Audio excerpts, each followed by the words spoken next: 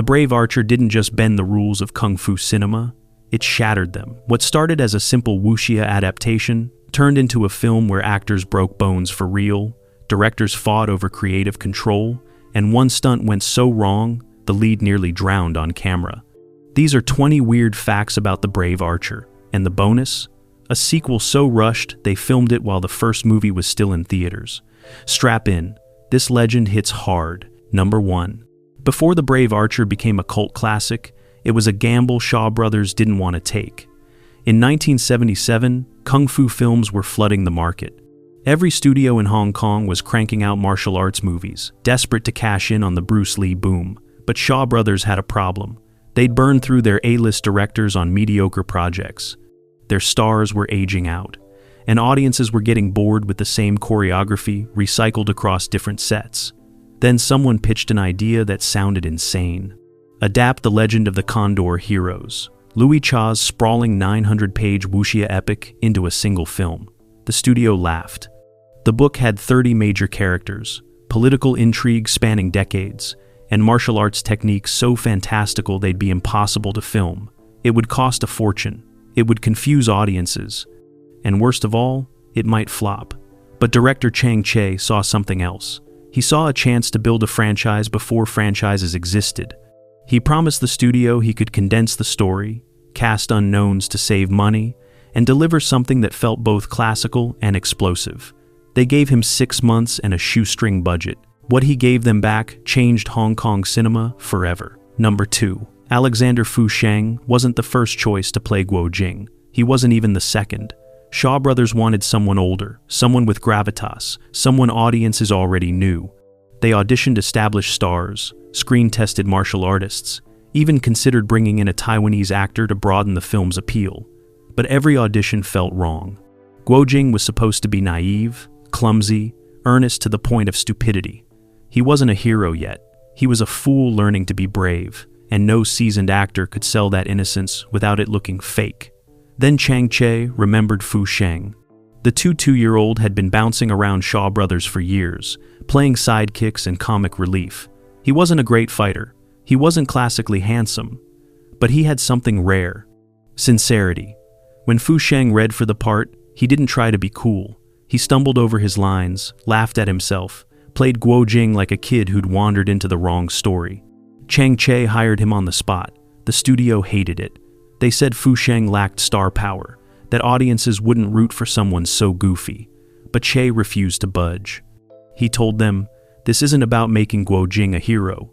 It's about watching him become one. And if the audience doesn't believe the journey, nothing else matters." Fu Sheng got the role, and the rest of Hong Kong cinema had to catch up. Number 3. The opening fight scene nearly killed the entire production before filming even began. Chang Che wanted to start the movie with a bang. A massive brawl in the Mongolian desert involving 40 stunt performers, horses, spears, and real fire. The choreography was designed by Tang Chia and Lau Kar Leung, 2 of the best action directors in Hong Kong. They spent weeks rehearsing, mapping out every move, every fall, every strike. But when they showed up to shoot on location in Taiwan, everything went wrong. The ground was rockier than expected. Horses spooked at the fire rigs. And halfway through the first take, one stuntman's spear snapped mid-swing, sending a wooden shard straight into another performer's shoulder. Blood everywhere. Shooting stopped. Medics rushed in. The injured stuntman was rushed to a hospital 2 hours away. Chang Che stood on set, silent, calculating. Crew members whispered. If someone died, the production could be shut down, the film canceled, careers ended. But the stuntman survived. 16 stitches, a sling, and 3 days later, he was back on set, demanding to finish the scene. No complaints, no lawsuits, just pride. They reshot the sequence with duller weapons and tighter safety protocols. What you see on screen, that wasn't just action. It was controlled chaos, one broken spear away from disaster. Number 4. Chang Che didn't just direct The Brave Archer. He weaponized it. By 1977, his relationship with Shaw Brothers was deteriorating. The studio wanted him to crank out formulaic films, cookie-cutter kung fu flicks with predictable heroes and safe endings. Che wanted art. He wanted to explore loyalty, betrayal, the cost of violence. So, when he took on the brave archer, he made a decision. He'd turn it into a manifesto. Every scene was designed to push boundaries. The violence was grittier, the emotions rawer, the heroes more flawed. He cast actors from his Venom mob stable, performers he trusted to take risks and commit fully to the brutality he demanded. But the studio pushed back. They said the film was too dark, too slow, too confusing for mainstream audiences. They wanted cuts, reshoots, a happier ending. Che refused. He told them if they changed one frame, he'd walk. Not just from this movie, from Shaw Brothers entirely. It was a bluff, mostly, but it worked. The studio backed down, and Che got final cut. What audiences saw wasn't just an adaptation. It was a director's middle finger to the system, wrapped in silk costumes and flying kicks, and somehow, it worked. Number 5. Tanny Tien wasn't supposed to be Huang Rong. The role of the clever, beautiful, street-smart heroine was written for someone else. A more experienced actress with classical training and a proven box office track record. She'd signed contracts, attended costume fittings, even rehearsed key scenes with Alexander Fusheng. But 2 weeks before shooting began, she vanished. Some say it was creative differences. Others whisper about a pay dispute. The truth never came out. What mattered was Shaw Brothers had a massive hole in their cast, and no time to fix it. Panic spread through the production. Huang Rong wasn't just a love interest.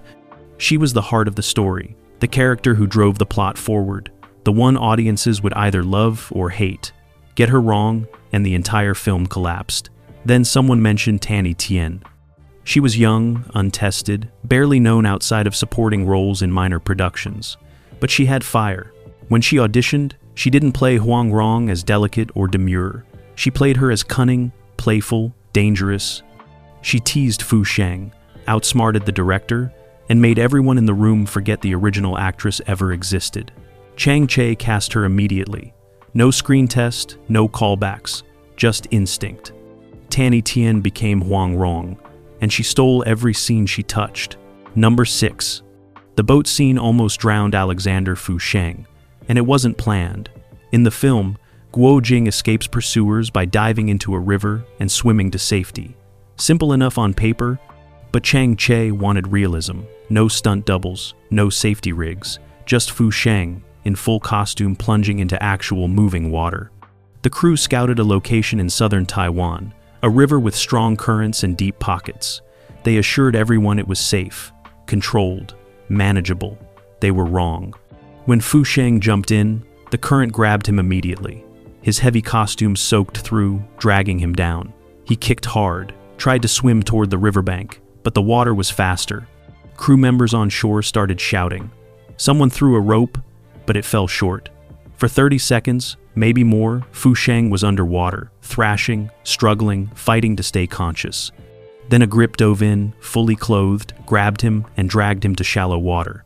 Fusheng coughed up river water, shivering, pale. The medic checked him over.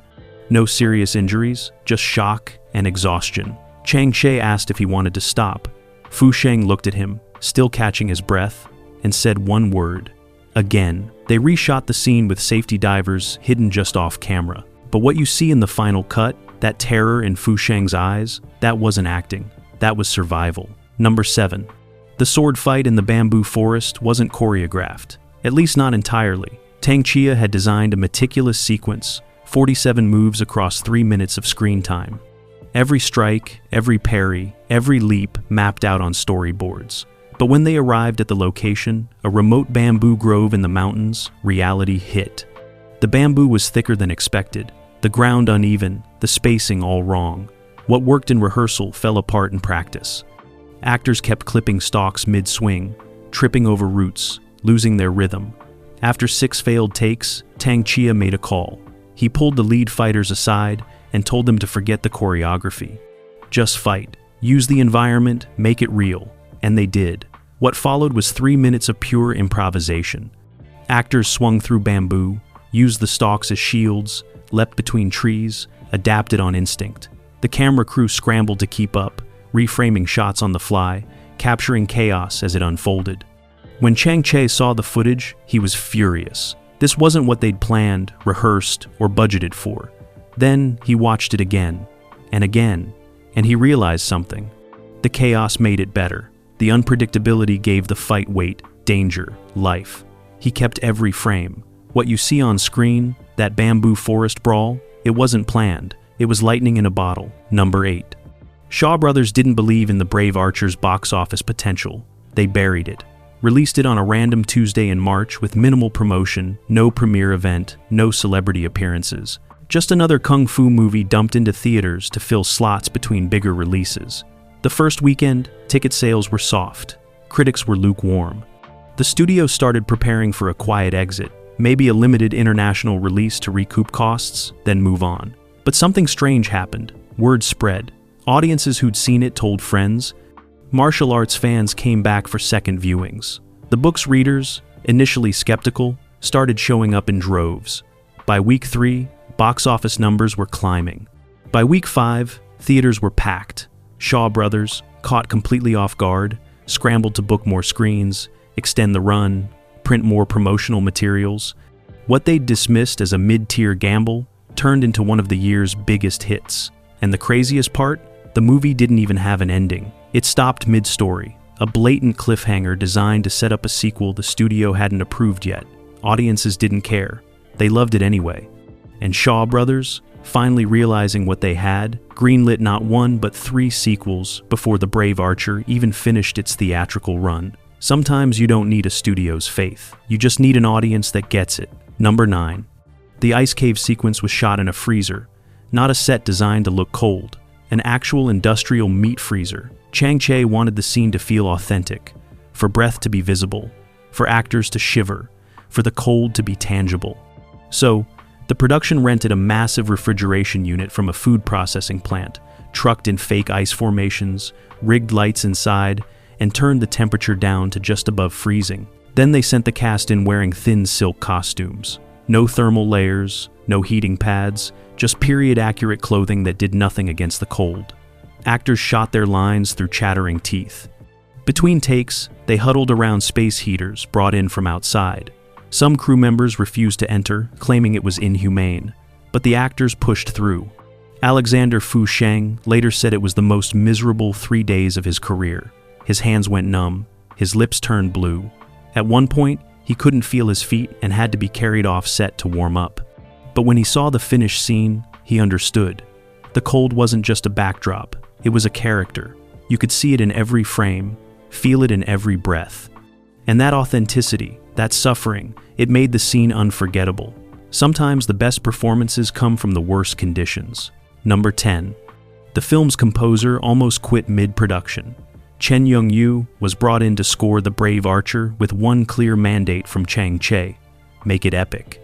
The director wanted sweeping orchestral themes, traditional Chinese instruments blended with modern arrangements, music that could carry emotional weight and explosive action. Chen dove in, composing for weeks, crafting themes for each major character, writing battle motifs and love themes. Then he showed up to a recording session and discovered the studio had slashed his budget. No full orchestra, no live traditional musicians, just a small ensemble and a synthesizer. Chen was furious. He told Chang Che this was impossible, that the score would sound cheap, that the film deserved better. Che agreed but had no power to change it. The studio's decision was final. So, Chen made a choice. If he couldn't have a big sound, he'd make a bold sound. He leaned into the synthesizer, layered it with minimal live instruments, and created something strange and futuristic. It didn't sound like a traditional wuxia score. It sounded alien, modern, almost experimental. When the studio heard it, they panicked. This wasn't what they wanted, but it was too late to start over. The score stayed, and years later, that weird, synth-heavy soundtrack became one of the film's most distinctive elements. What sounded like failure became innovation, and Chen Yong-yu's compromise became a signature. Number 11. The tavern brawl wasn't supposed to involve real furniture. Chang Che wanted controlled chaos, breakaway props that looked authentic but shattered safely. The production designer built tables from balsa wood, chairs from lightweight pine, bottles from sugar glass, everything designed to break without injury. But when the stunt team arrived for rehearsal, they tested the props and hated them. The fake furniture shattered too easily, looked too clean, didn't sell the impact. So, they made a request that terrified the producers. Use real furniture, heavy wooden tables, solid chairs, actual ceramic bottles. Chang Che loved the idea. The studio accountants didn't. Real furniture meant real damage, real injuries, real liability. But Che overruled them. When cameras rolled, stuntmen crashed through actual tables, splintered real chairs, smashed genuine bottles. The impacts were brutal. One performer cracked a rib, another split his eyebrow open. Blood dripped onto the floor between takes, but nobody stopped. They pushed through 7 takes until they got it perfect. What you see in that tavern fight, every broken table, every shattered chair, that's real destruction, real pain, and the scene hits harder because of it. Sometimes authenticity costs more than money. Number 12. Tanny Tien did her own stunts, all of them.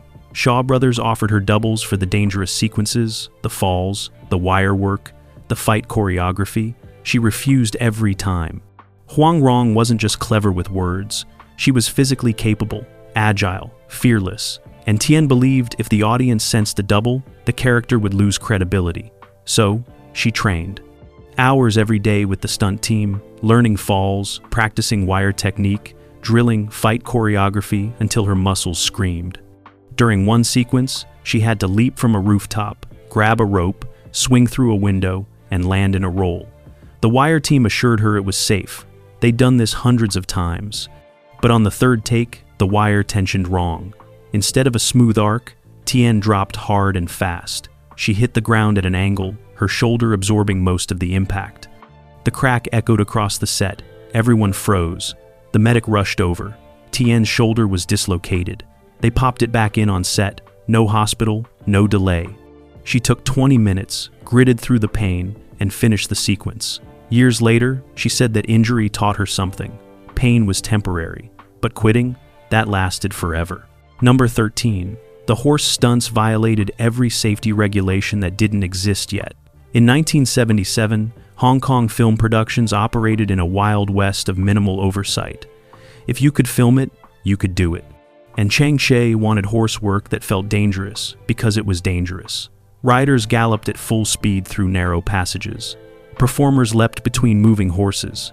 One sequence required a stuntman to fall from a galloping horse, roll under its hooves, and spring back up.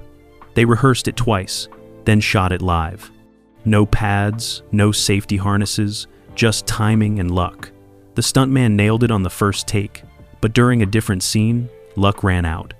A horse spooked mid-gallop, veered off course, and threw its rider into a wooden fence.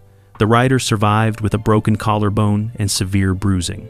Filming paused for 2 hours while they reset, then continued, because that's how it worked. The danger wasn't a side effect, it was the point. Modern audiences watch those horse sequences and marvel at the realism. They don't know how close every shot came to tragedy, and maybe that's for the best. Number 14.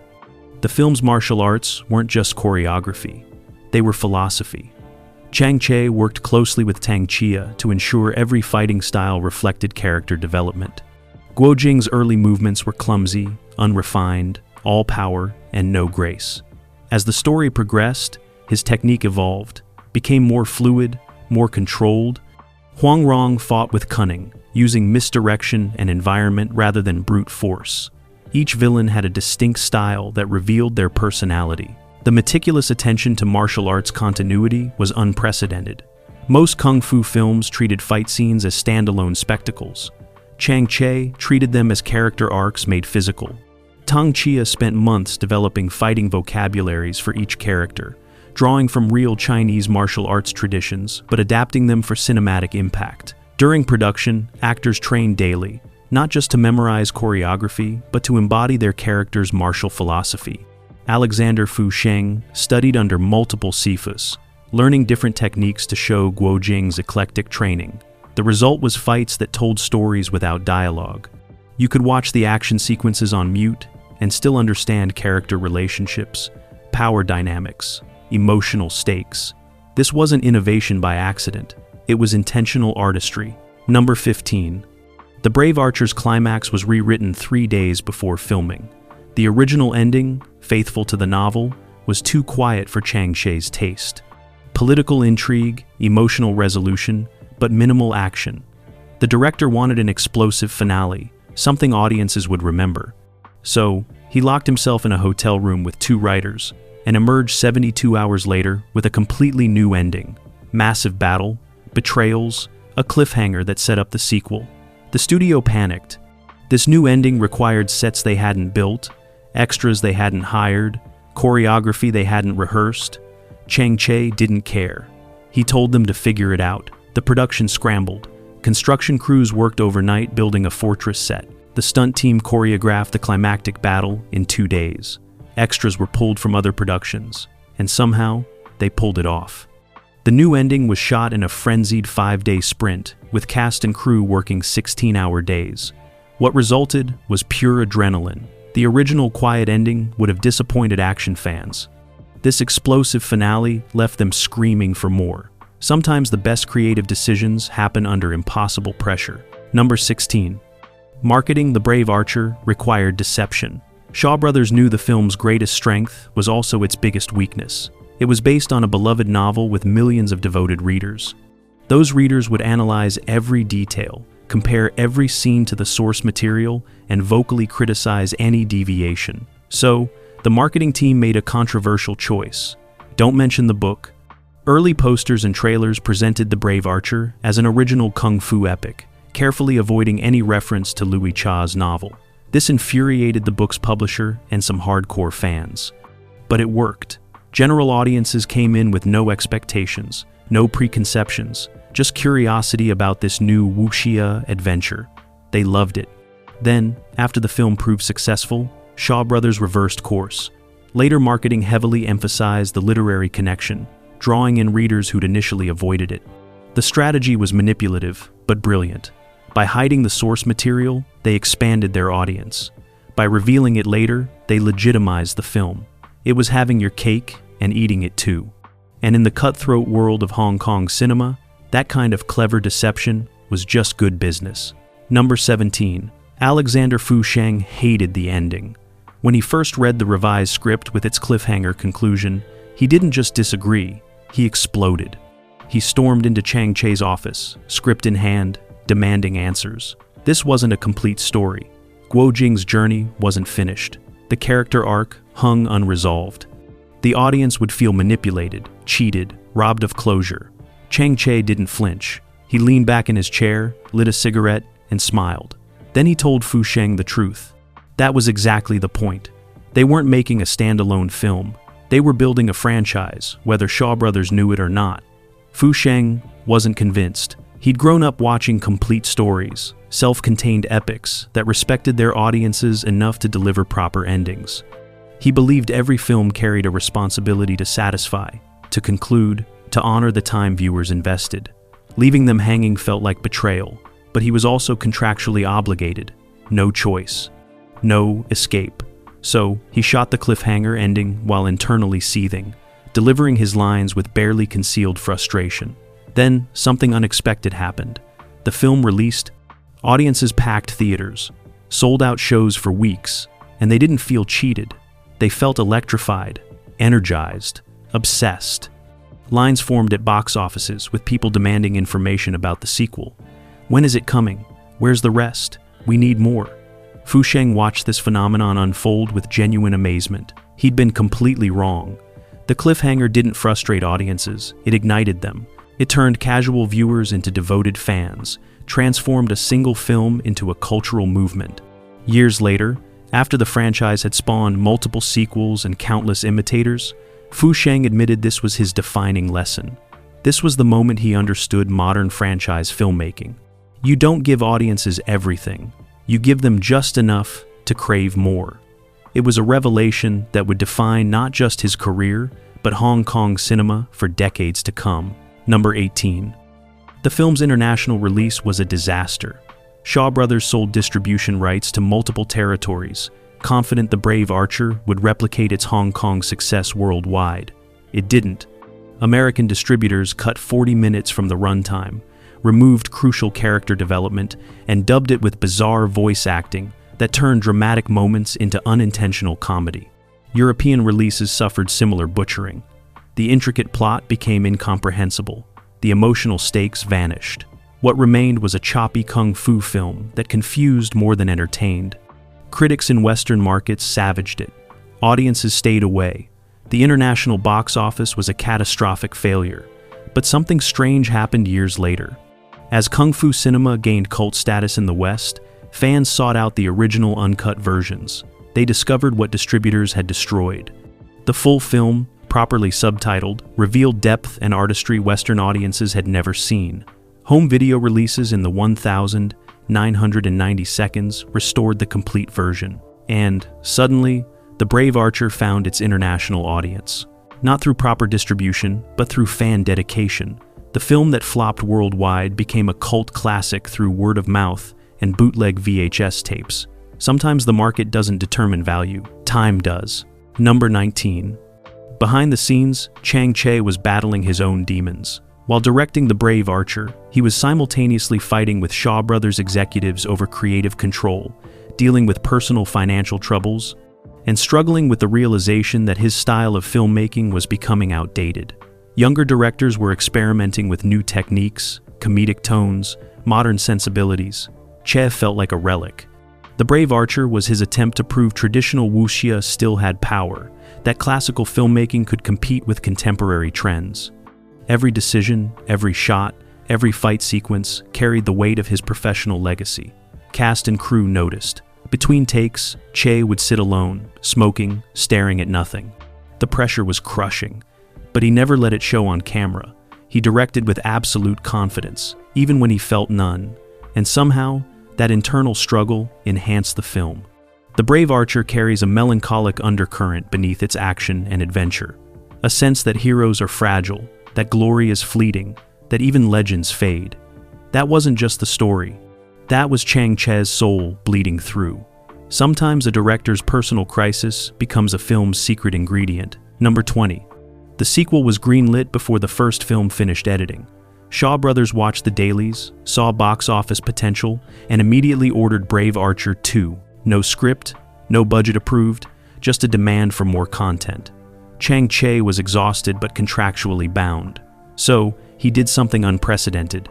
He started shooting the sequel while still in post-production on the original. Same sets, same cast, same crew. They'd finish a scene for Brave Archer, then immediately shoot a sequence for the sequel.